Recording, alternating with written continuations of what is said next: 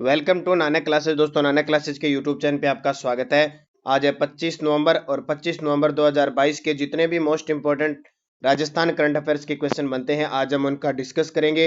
पूरा वीडियो ध्यान से देखना और लास्ट में मैं आपसे क्वेश्चन पूछूंगा जिनके जवाब आपको कमेंट बॉक्स में देना है। तो स्टार्ट करें टुडे मोस्ट इंपोर्टेंट क्वेश्चन। सभी विद्यार्थियों को good morning. Rajasthan current affairs की दुनिया में आप सभी विद्यार्थियों का स्वागत है। सबसे पहले कल के क्वेश्चनों को रिवाइज करते हैं। पहले तो क्योंकि आपको टेलीग्राम पे इसकी पीडीएफ मिल जाती है, क्विज मिल जाती है, और उसके बाद यहाँ पे वापस रिवीजन। कल क्लास ले ली, फिर साप्ताहिक लेंगे, फिर मंथली लेंगे। देखो, एक महीने में कम से कम एक क्वेश्चन को आप 6 से 7 बार पढ़ते हो और आपके दिमाग के अंदर रग जाना चाहिए इस प्रकार का प्रश्न। तो हाल ही में जारी कुल खाद्यान्न उत्पादन रैंकिंग में राजस्थान को स्थान कौन सा मिला है? चौथा। राजस्थान के किस जिले में ढोला मारू टूरिज्म कॉम्प्लेक्स के निर्माण की मंजूरी मिली है? Jaisalmer. The Indian responsible tourist state award 2022 का आयोजन किस जिले में किया जाएगा? जयपुर में। 22 नवंबर 2022 को मुख्यमंत्री अशोक गहलोत ने किस जिले में इंदिरा गांधी और राजीव गांधी की प्रतिमा का अनावरण किया? चित्तौड़गढ़। राजस्थानी साहित्य रिसेरम के लिए 29वां गौरी शंकर कमलेश राजस्थानी भाषा साहित्य पुरस्कार 2022 किसे प्रदान किया गया? डॉक्टर गजय सिंह राजपुरोहित। और राजस्थान के किस जिले में मिशन आर्या के तहत समझ स्पर्श ये अभियान चलाया गया? दौसा में चलाया जा रहा है। तो ये थे कल के क्वेश्चन। क्विज वगैरह सब आपको मिल चुकी है और सभी विद्यार्थियों को एक बार फिर पुनः मैं बता देता हूँ, नानक क्लासेज ऐप पे रीट लेवल सेकंड के लिए सामाजिक अध्ययन की हमने टेस्ट सीरीज शुरू कर दी है। कोई विद्यार्थी लेना चाहे तो ले सकते हैं। बहुत ही शानदार तरीके से आपको वो टेस्ट सीरीज मिलेगी। सेकंड ग्रेड के लिए मॉडल पेपर मिल रहे हैं। इसके अलावा रीट के लिए भी टेस्ट सीरीज है, रीट फर्स्ट लेवल के लिए भी टेस्ट सीरीज है, और आरबीएससी की पुस्तक चल रही है अपनी करंट की। यानी नानक क्लासेज ऐप जिसने ज्वाइन नहीं किया है, आप जरूर ज्वाइन की। तो स्टार्ट करें। पहला प्रश्न देखो, राजस्थान के किस विभाग को लगातार दूसरी बार स्कॉच गोल्ड अवार्ड से सम्मानित किया गया? बहुत इंपॉर्टेंट है। अभी हाल ही के अंदर अभी जो एक अवार्ड मिला था आवासन मंडल को, एक बार फिर पुनः इन्हें अवार्ड दिया गया है। राजस्थान आवासन मंडल को लगातार दूसरी बार, यानी 2021 में भी हाउसिंग श्रेणी के अंदर मिला था और अब की बार दूसरा स्कॉच गोल्ड अवार्ड से सम्मानित फिर किया गया। किसको? यहाँ तस्वीर मैंने किसकी डाली है? यह है राजस्थान आवासन मंडल के चेयरमैन आयुक्त पवन अरोड़ा। तो राजस्थान आवासन मंडल को नवाचारों व कायाकल्प के लिए हाउसिंग श्रेणी में एक बार फिर स्कॉच गोल्ड अवार्ड से सम्मानित किया गया है। मंडल को लगातार दूसरे वर्ष ये सम्मान मिला है। और आवासन मंडल के आयुक्त कौन है? पवन अरोड़ा। और राजस्थान आवासन मंडल की स्थापना फरवरी 1970 को हुई थी। इसका मुख्यालय कहाँ पे है? जयपुर के अंदर है। तो ये याद रखना। अब थोड़ी सी बूस्टर डोज देख लो। राजस्थान आवासन मंडल ने ऐसा क्या किया कि इसे दूसरी बार स्कॉच गोल्ड अवार्ड से सम्मानित किया गया? तो देखिए, राजस्व ये मंडल नहीं है, राजस्व मंडल नहीं, आवास मंडल है। ठीक है, सभी जगह आवास ही है ना। आवासन मंडल को यह अवार्ड बुधवार नीलामी उत्सव, ध्यान रखना, नीलामी उत्सव के वार कौन सा है? बुधवार। बुधवार नीलामी उत्सव, ई बिड सबमिशन व ई ऑक्शन जैसे नवाचारों के जरिए 16,000 से अधिक अधिशेष जो संपत्ति है उसके निस्तारण। कोचिंग हब, आपको पता है कोचिंग हब बन रहा है प्रतापनगर जयपुर में। विधायक आवास, मुख्यमंत्री जन आवास योजना, AIAS व SS रेजिडेंसी, जयपुर चौपाटी जैसी परियोजनाओं के लिए किए गए प्रयासों के चलते आवासन मंडल ने नई पहचान कायम की है। तो इस वजह से लगातार 2021 को भी और अब 2022 को भी कौन सा अवार्ड दिया गया है? Skoch gold award. किसको? आवासन राज्य आवासन मंडल, जिसकी स्थापना 1970 को जयपुर में हुई थी। और इनके वर्तमान चेयरमैन पवन अरोड़ा। ये क्वेश्चन बहुत बार एग्जाम में आ चुका है। दूसरा प्रश्न, हाल ही में मुख्यमंत्री अशोक गहलोत ने लोक देवता अमराजी भगत का पेनोरमा बनाने की घोषणा किस जिले में है? और आपको कह दिया, राजस्थान विविधताओं का रंगीला राजस्थान है, 33 करोड़ देवी देवता है। तो कहां से कौन से लोक देवता, कितने लोक देवता हम पढ़ रहे हैं? जैसे कल की क्लास में हमने पढ़ा था शाम 8 बजे आरबीएससी की पुस्तक के अंदर जो थे लोक देवता पढ़े थे। आज हम संत पढ़ेंगे, कुछ ऐसे संत जो आपने कभी नाम नहीं सुनेंगे। उसी प्रकार देखो, पुस्तक में आप ढूंढते रह जाओगे, लोक देवता अमराजी भक्त, याद रखना, लोक देवता अमराजी भक्त का पेनोरमा बनाने की घोषणा की है चित्तौड़गढ़ जिले के अंदर। देखिए डिटेल, लोक देवता अमराजी भगत का 4 करोड़ रुपए की लागत से चित्तौड़गढ़ की बदेसर तहसील के गांव दौलतपुरा में पेनोरमा बनेगा। कहां पे? चित्तौड़गढ़। पहले तो जिला याद रख लेना, आगे पूछे न पूछे गांव देख लेना। दौलतपुरा 4 करोड़ की लागत से किसका? लोक देवता अमराजी भक्त का। अब थोड़ी सी डिटेल इनके बारे में हम देखते हैं। राजस्थान के चित्तौड़गढ़ जिले की बड़ी सादड़ी विधानसभा इलाके में नरबदिया तहसील के बदेसर में संत शिरोमणि अमर भगत का समाधि स्थल है। संत शिरोमणि अमर भगत का जीवन परिचय थोड़ा सा देख लो, कहीं से एग्जाम में आ जाए। संत, क्योंकि लोक संस्कृति से पूछा जा सकता है। संत अमराजी भगत का जन्म धनगर गायरी समाज में हुआ था। धनगर या धनगर गायरी समाज में हुआ। इनके पिता रामलाल और माता का नाम दाखीबाई था। इनका जन्म सावन मास जन्माष्टमी संवत 1945 और संवत 1945 थी, सन 1898 को हुआ।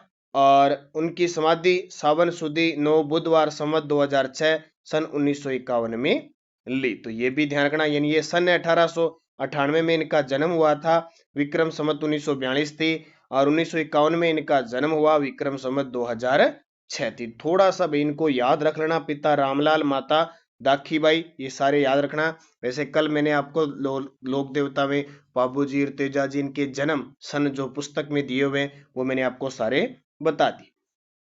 तीसरा प्रश्न, हाल ही में राजस्थान पुलिस के खिलाड़ी सौरभ श्रीवास्तव का संबंध किस खेल से है? हाल ही में चर्चा में है राजस्थान पुलिस के खिलाड़ी सौरभ श्रीवास्तव, इनका संबंध किस खेल से है? क्योंकि इंपॉर्टेंट बनेगा, जब जब खेल खिलाड़ी की बात आएगी क्वेश्चन बनेगा। जल्द ही आप सभी की मांग पर सबसे पहले मैं राजस्थान में कौन क्या नई अपडेट का वीडियो दूंगा। उसके बाद में राजस्थान में आयोग के बोर्ड है उनका एक वीडियो जल्द आ रहा है। उसके बाद में अभियान है, फ्लैगशिप योजना, ये सारी फ्लैगशिप कल्याणकारी खेल खिलाड़ी लगातार आपको वीडियो मिलेंगे, चिंता मत कीजिए। हर एक बस आप जुड़े रहिए, निरंतर पढ़ते रहिए।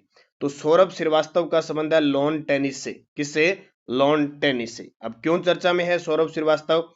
तो 23वीं all India police lawn tennis championship में उत्कृष्ट प्रदर्शन करने वाली Rajasthan police lawn tennis team के कप्तान सौरभ श्रीवास्तव थे। यानी 23वीं all India police lawn tennis championship हुई थी, उसके अंदर राजस्थान पुलिस ने की टीम ने अच्छा प्रदर्शन किया था। हालांकि सेमीफाइनल में सीआरपीएफ टीम से हार गई थी। उस टीम के जो कप्तान थे सौरभ श्रीवास्तव। तो एग्जाम में पूछा जा सकता है, चर्चा में रहे, नाम आया इनका न्यूज में। तो सौरभ श्रीवास्तव लॉन टेनिस, क्योंकि खेल खिलाड़ी से जो प्रश्न आएगा वो किसने कौन सा पदक जीता, जो मुख्य अवनी लेखरार, देवेंद्र झाझड़ियार, ये कुछ खिलाड़ी हैं वो तो है ही। इसके अलावा जितने भी खिलाड़ियों के नाम आएंगे, जैसे सौरभ श्रीवास्तव का संबंध किस खेल से, और पिछले आप कई एग्जामों में ये इस तरह की बातें देख चुके हो। अगला चौथा नंबर, बीकानेर में मेगा जॉब फेयर का आयोजन कब किया जाएगा? अब ये काम उल्टा चल रहा है। अभी हो सकता है एग्जामिनर पूछ ले न पूछ ले, इससे ये लास्ट है। इसके बाद मैं आपको कभी नहीं बताऊंगा, क्योंकि एक जयपुर में बता चुका हूं और जोधपुर में बता चुका हूं। अब मुख्यमंत्री अशोक गहलोत ने घोषणा की है कि मेगा जॉब फेयर का आयोजन बीकानेर में होगा 28 से 29 नवंबर। अब ये आप सारे तो हम पढ़ नहीं सकते, याद कर नहीं सकते, क्योंकि मुख्यमंत्री जी ने तो कह दिया कि 33 के 33 जिलों में हम आयोजन करेंगे, तो हम तो तारीख तो याद नहीं कर सकते। लेकिन मैं लास्ट ये बता रहा हूं कि जयपुर, जोधपुर और लास्ट बीकानेर बताऊंगा। इसके बाद अगर कोई चर्चा में होगा तो उसकी तारीख या पढ़ेंगे और कुछ नहीं पढ़ेंगे। मैं आज इसकी बात लास्ट कर रहा हूं, क्योंकि तो हर जिले में लगेंगे तो इनका तो कोई मतलब नहीं होता। लेकिन एग्जामिनर का दिमाग बहुत तेज होता है। एग्जामिनर, क्योंकि इतनी ज्यादा भीड़ होती है, उसकी छंटनी करने के लिए इस प्रकार के प्रश्न डालते हैं और लगातार हम देखते आ रहे हैं। लेकिन फिर भी करंट सुबह की 10-15 मिनट 20 मिनट की क्लास होती है, एक बार उसके अपने दिमाग में निकल जाए, आ जाए, तो अपने फिर ये कहीं पेपर में आए तो गलत नहीं करें। तो 28-29 नवंबर 2022 को राजकीय पॉलिटेक्निक कॉलेज ग्राउंड बीकानेर में मेगा जॉब फेयर का आयोजन किया जाएगा।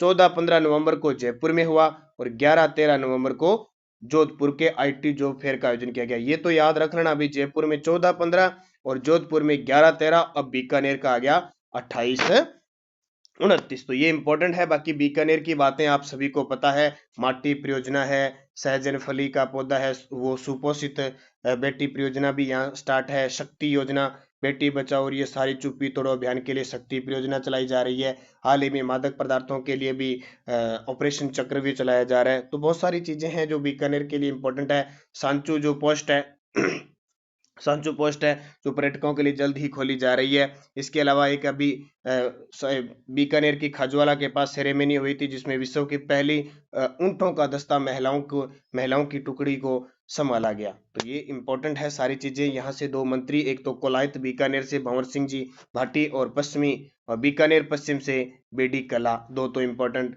विधायक जो राजस्थान में मंत्री हैं। अगला देखिए, वर्तमान में राजस्थान के कितने शहरों में सतत परिवेशी वायु गुणवत्ता केंद्र स्थापित किए गए हैं? क्वेश्चन शायद पिछली साल ये क्वेश्चन आया था। वर्तमान में राजस्थान के कितने शहरों में सतत परिवेशी वायु गुणवत्ता केंद्र, क्योंकि जब भी हम रिपोर्ट सुनते हैं ना, प्रदूषित वायु का पता लग जाए कहाँ किस प्रकार की हवा चल रही है, वायु है, कौन सा शहर प्रदूषित हो रहा है। जैसे पिछली साल आया था कि भिवाड़ी शहर विश्व का सबसे प्रदूषित शहर। तो अपने राजस्थान के कितने शहरों में सतत परिवेशी वायु गुणवत्ता केंद्र स्थापित किए गए? टोटल वर्तमान में 7 हो चुके हैं, पहले 2 केंद्र स्थापित थे। तो टोटल हो गए प्रदेश में जयपुर और जोधपुर में सतत परिवेशी वायु गुणवत्ता केंद्र स्थापित किए गए हैं। ठीक है, पहले किए गए थे, अब वर्तमान में 7 हो गए। इनको मिला के एक जयपुर में और शामिल कर दिया। जयपुर, अजमेर, अलवर, भिवाड़ी, पाली, उदयपुर में नए केंद्र स्थापित किए गए। तो 1 2 3 4 5 और 6 और जोधपुर वाला 7, यानी 7 शहर हो गए वायु केंद्र स्थापित किए गए। वैसे कितने हो गए वायु केंद्र? 8 हो गए। जैसे 1 2 3 4 5, जोधपुर 6 और जयपुर में 2 हो गए 8, लेकिन शहर कितने हो गए? 7, क्योंकि ये प्रश्न आ चुका है। जयपुर और जोधपुर में वायु गुणवत्ता केंद्र स्थापित है, इसलिए मैंने आपको ये दे दिया। छठा प्रश्न देखो, राजस्थान मिलेट्स प्रोत्साहन मिशन के अंतर्गत centre for excellence from millets की स्थापना कहाँ की जाएगी? मिलेट्स क्या होता है? बाजरा। क्या होता है? बाजरा। राजस्थान में सबसे ज्यादा बाजरा होता है, खरीफ की फसल है, खरीफ की खाद्यान्न फसलों में सबसे ज्यादा होता है और पूरे भारत का राजस्थान में लगभग 45% होता है। क्योंकि आपको पूछ ले कि राजस्थान में सबसे ज्यादा फसलों में सबसे ज्यादा सरसों और राई होती है 46 पॉइंट कुछ प्रतिशत, उसके बाद में 2 नंबर पे आता है बाजरा। तो बाजरा पूरे भारत के अंदर राजस्थान में होता है, बाजरा हो गया, सरसों हो गया। ठीक है, तो centre for excellence for millets की स्थापना कहाँ की जाएगी? जोधपुर के अंदर की जाएगी। देखिए, राजस्थान मिलेट्स प्रोत्साहन मिशन के अंतर्गत जोधपुर कृषि विश्वविद्यालय में 5 करोड़ की लागत से centre for excellence for millets की स्थापना की जाएगी। इस मिशन के अंतर्गत 100 करोड़ रुपए का व्यय 15 लाख किसानों को लाभान्वित किया जाएगा। और आपको पता है बाजरे का अनुसंधान केंद्र है वो बाड़मेर में। ये याद रखना दोनों, एक्सीलेंस यानी एक्सीलेंस ऑफ सेंटर का मतलब है उत्कृष्टता केंद्र, ये जोधपुर। और जो आपको पता है जोधपुर कृषि विश्वविद्यालय मंडोर के अंदर है, जिसके वर्तमान कुलपति प्रोफेसर बगदाराम चौधरी है, ये आपको पता है। और बाजरे का अनुसंधान केंद्र है बाड़मेर। बाजरा फसल कौन सी है? खरीफ की फसल है। तो ये क्वेश्चन आपके लिए इंपॉर्टेंट है, बहुत ही शानदार प्रश्न। पीडीएफ आपको टेलीग्राम पे मिल रही है, क्विज मिल रही है, सब कुछ आपको प्राप्त हो रहा है। आजकल तो इंपॉर्टेंट से इंपॉर्टेंट कुछ क्वेश्चन भी आपको टेलीग्राम पे दिए जा रहे हैं। तो सतर्क रहे, मस्त रहे, लगातार पढ़ें। और वीडियो के डिस्क्रिप्शन में लिंक है, लगभग 82,000 के आसपास हमारे साथ विद्यार्थी जुड़े हुए, आप जरूर ज्वाइन कीजिए, फायदा उठाइए। और ज्वाइन करने के बाद इस Nanak classes Rajasthan current group को देखा करो, बहुत शानदार बहुत इंपॉर्टेंट चीजें आपको मिलती है। ऐसे नहीं ज्वाइन करके छोड़ दिया। बहुत सारे विद्यार्थी मेरे पास मैसेज करते हैं कि सर ये क्या होगा। मैंने कहा अभी ग्रुप है, ज्वाइन कर रखा है, बोले ज्वाइन तो कर रखा है पर पिछले 10 दिनों से देखा नहीं। तो आप ध्यान रखा करो, हमारे पास इतना टाइम नहीं होता कि आप व्हाट्सएप या कॉल करो तो आपका जवाब दे पाए। आपके पास ये ग्रुप है, ग्रुप में सारी सूचना जो इंपॉर्टेंट है मिल जाती है। जैसे कल अब रीट लेवल सेकंड के लिए सामाजिक अध्ययन की टेस्ट सीरीज हमने शुरू की है, तो उसमें लिंक वगैरह सब डाल दिया। फिर भी बार बार कॉल कर रहे हो कि सर कहाँ है, कौन सा है, तो नानक क्लासेज ऐप को डाउनलोड करो। तो ये ध्यान रखना, नानक क्लासेज। और इसमें आपको पता है हमारी सुविधा के लिए हमारा एक चैनल दूसरा हो रहा है प्रताप क्लासेज, जिसमें इंडिया और इंटरनेशनल का करंट अफेयर्स आपको लगातार दिया जा रहा है। तो अब निरंतर अध्ययन करें, जो भी चीज आपने ज्वाइन कर रखी है कम करो चाहे, लेकिन उसको रोज देखा करो। और ये पुस्तक हमारी बाजार में उपलब्ध है। जल्द ही न्यू बुक 2022 का पूरा वार्षिकांक पूरा का पूरा आपको कब मिलेगा?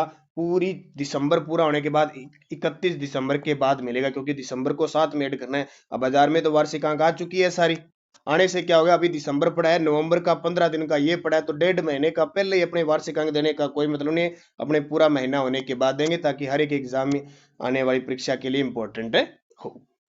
पिछले वीडियो का क्वेश्चन था, हाल ही में राजस्थान की किस पुलिस ने बाल श्रम के विरुद्ध ऑपरेशन खुशी आरंभ किया? तो सभी का जवाब था जयपुर पुलिस। अब आपके लिए क्वेश्चन जिसका जवाब आपको कमेंट बॉक्स में देना है। समझ सपरसरी अभियान चलाया जा रहा है, यानी मिशन आर्या के तहत समझ सपरसरी अभियान चलाया जा रहा है। बीकानेर, बाड़मेर, दौसा, अलवर। सही जवाब आपको कमेंट बॉक्स में देना है। यस्टरडे डोज बड़े शानदार प्रश्न थे, भी आभूषणों से संबंधित प्रश्न थे। आभूषण, खुंगाली ये अभी आया है फर्स्ट ग्रेड के अंदर। हांसली, नावा, ठुस्सी, हमेल किस अंग के आभूषण है? गले के। किसके? गले के आभूषण है, ध्यान रखना। ये ठुस्सी वगैरह क्या होता है पता है? गलसरी वगैरह होती है ना, उसको कहते हैं। तो ये सारे गले के हैं। कि आपको मैं बताता हूँ, कुछ आभूषण ऐसे हैं जो पैर में भी पहने जाते हैं, हाथ में भी पहने जाते हैं, लेकिन जब एग्जामिनर एक अकेला दे दे तब अलग बात है। अब 3-3 4-4 आ जाए तो उसमें एक हिंट मिलते आपको पता लग जाए किसके है। जैसे देखो, टोटी, मरूवर, कुड़क, बजट्टी, ये आपको मिल गए, ये कान के हैं। ठीक है, किसके? टोटी, लटकन, ये सारे किसके? कान के हैं। पीपल पत्रिया, एक 2-3 और है, झुमका, कल वाले में और बताऊंगा। टक्कना, और आरबीएससी की पुस्तक के अंदर भी दिए हुए, उसमें मैं सारे बताऊंगा, आए हुए प्रश्न और बताऊंगा। टक्कना, नखालियो, लंगर, फोलरी किस अंग के आभूषण है? अब आपने टक्कना, नखालियो सुने न सुने, लंगर और फोलरी सुने होंगे, ये पैर के हैं। ठीक है, जैसे बिछियार ये होते हैं ना, ये पैर के हैं। बल्ल्या, ये देखो बल्ल्या आभूषण बड़ा इंपॉर्टेंट है, बार बार आता है। हाथी दांत की चूड़ियों का बना होता है। कातरिया, कतरिया ये आभूषण है ना, कांच की चूड़ियों वाला होता है। गोखरू, पछेली किस अंग के आभूषण है? हाथ के। सटका, चौथ, कंदोरा, तगड़ी किस अंग के आभूषण है? क्योंकि कमर के ज्यादातर कनकता, कंदोरा ये याद रह जाते हैं, तो तगड़ी तागड़ी होती है। चौथ, सटका ये कमर के। तो जिसने भी गलत किए हैं भाई, वो सही कर लेना इस हिसाब से। अब देखो नेक्स्ट डोज, आड, हमेल, नावा और उर्वशी किस अंग के आभूषण है? एक आपको एक हिंट मिल गया ना, तो अपने आप पता लग जाएगा। गुर्दा, ओगनिया, मुर्की किस अंग के आभूषण है? फेणी, नथ, बेसरी, लूंग किस अंग के आभूषण है? मोड़, मेमंद, पत्री, टिड्डी, बलको, गोफण किस अंग के आभूषण है? और पाटला, पुणच, नोगरी, बिलोरी, गोखरू किस अंग के आभूषण है? ये सारे कल या परसों 8 बजे की क्लास में मैं सारे करवा दूंगा, अपने आप तैयार हो जाएंगे। तो आप इनको अच्छे तरीके से पढ़ो और इनको लिख लेना, ये याद रहेंगे, क्योंकि एक आधा प्रश्न यहाँ से पक्का आपको मिल जाएगा। तो जाते जाते आप वीडियो को लाइक शेयर जरूर करना। जिसने हमारे नानक क्लासेज ऐप को डाउनलोड नहीं किया कर लेना। सेकंड ग्रेड की, रीट की, करंट की, जीके की, आरबीएससी पुस्तक की, जिला दर्शन की, सब टेस्ट सीरीज लगातार आपको मिल रही है। निरंतर अध्ययन करें, अच्छे तरीके से पढ़ें, सफलता आपको मिलेगी। धन्यवाद। जय हिंद, जय भारत।